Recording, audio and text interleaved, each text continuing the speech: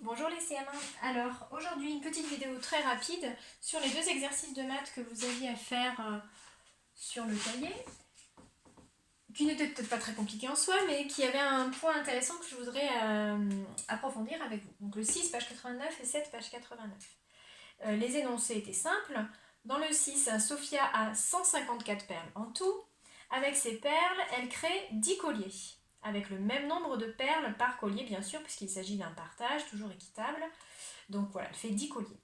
Combien chaque collier a-t-il de perles? Donc on veut calculer la valeur d'une part. Et puis combien il reste de perles toutes seules. Il est assez intéressant, parce qu'il ressemble beaucoup à l'autre, mais si on veut être précis, il y a une petite différence. Alors, 154 perles dans le premier, elle fait 10 colliers. Combien de perles par collier? Ok. Donc ce que je suis en train de chercher, c'est 154, c'est 10 fois combien de perles? Parce qu'en fait, je vais avoir 10 colliers. Donc là, j'imagine les colliers qui contiennent des perles. Les colliers, c'est un peu comme les boîtes l'autre jour. Hein. C'est ça qui contient le nombre de ce que l'on va partager. Donc je vais avoir 10 fois combien de perles, plus combien de perles toutes seules. Donc là, après, le raisonnement était plutôt facile. 154, 10 fois combien? C'est-à-dire, j'ai 10 fois combien? J'ai au moins 10 fois 15. 10 fois 15, ça va faire 150. Quand je multiplie par 10, hein, c'est les paquets de 10, c'est les dizaines. C'est écrit là, en fait, les dizaines. Hein.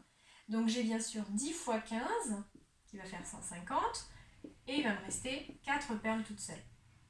Le résultat, donc, les réponses aux questions, c'était 15 perles par collier et 4 perles toutes seules. Regardez bien où se placent les nombres dans mon calcul. Exercice numéro 7. Cette fois-ci, c'est Gaïa, qui a aussi 154 perles pour faire des colliers. Et elle met 10 perles par collier. Donc le nombre 10, il ne représente pas tout à fait la même chose. Tout à l'heure, 10, c'était le nombre de colliers qu'on avait fait. Et on cherchait le nombre de perles. Là, c'est un peu le contraire. Gaïa, 10, c'est le nombre de perles qu'elle met par collier. Et le nombre de colliers, on ne le sait pas. C'est justement ce que l'on va chercher. Donc, la multiplication à trous, certes, ça va être le même calcul, mais en fait, le produit ne va pas être dans le même sens. On va avoir combien de fois quel nombre dans le problème de Gaïa? En fait, on va avoir combien de fois 10 perles? On cherche le nombre de colliers. D'accord? Combien de fois 10 perles pour faire 154? Alors bien sûr, ça ne tombera pas juste, il va y avoir un reste. Et vous voyez, mes points d'interrogation, ils ne sont pas tout à fait au même endroit que tout à l'heure.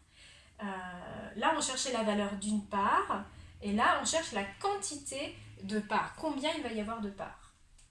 Combien de fois 10? Bon, bah là, par contre, évidemment, c'est la même chose. 15 fois 10 qui fait 150, et il reste 4 perles toutes seules. La réponse à la question, c'était, donc, combien de colliers complets peut-elle faire? Elle peut faire 15 colliers, et il restera 4 perles.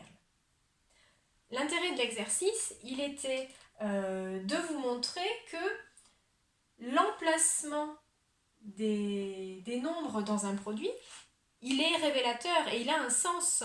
D'accord?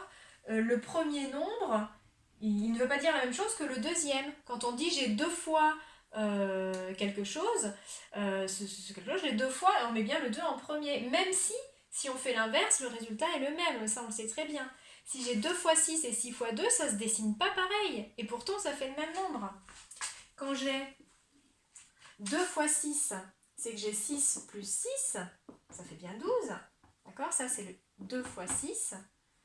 Et si j'ai l'inverse, 6 fois 2, c'est que j'ai 6 fois le nombre 2. 2, plus 2, plus 2, plus 2, plus 2, plus 2. Et combien ça fait? Ça fait 12 aussi. D'accord? Mais ce que je veux vous dire par là, voilà, c'est que l'emplacement des produits a tout son sens. Quand on lit un produit, il y a une histoire que l'on raconte. Et le premier, hein, c'est la quantité de parts que l'on a. On a 6 fois quelque chose ou on a 2 fois quelque chose. Donc dans les énoncés, pensez bien à essayer de mettre vos nombres au bon endroit dans le produit. Voilà, ça peut vous aider aussi à comprendre ce que l'on cherche et à aller vers cette multiplication à trous. Voilà, c'est tout pour aujourd'hui. Allez, bon courage!